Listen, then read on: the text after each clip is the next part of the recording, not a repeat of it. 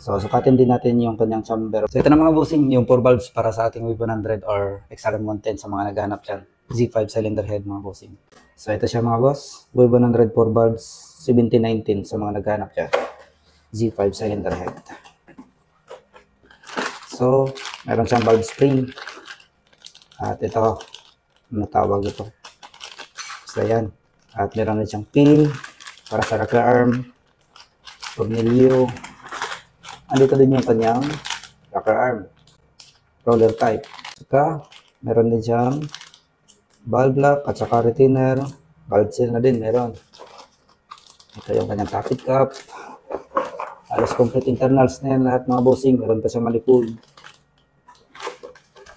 At yung cams. Sukatin din natin itong cams para malaman din natin kung ilang left yung meron dito. Ayan, sukatin natin ito. At ito, yung head.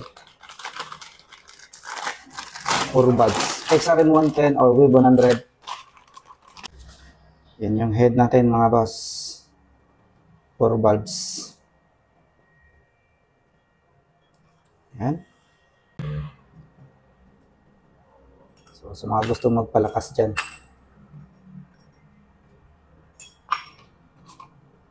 Ito yung kanyang engine valves.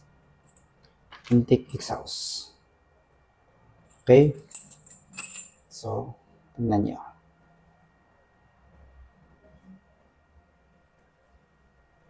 So, sukatin din natin yung kanyang chamber mga boss. Ayan, para makita nyo sa mga interesado dyan. Ayan, nasa 48. 49 pala, sorry. So, itong cam, sukatin natin.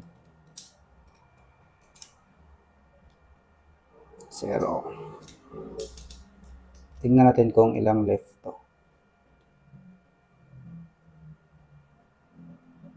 6.5.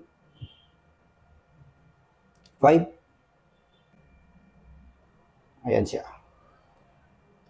With bearing na din siya mga bossing. So, sa mga interesado mag-4 valves dyan. So, ayun lang mga boss. Abang-abang sa mga paparating pa ng parts para sa ating mga motor. Ride safe.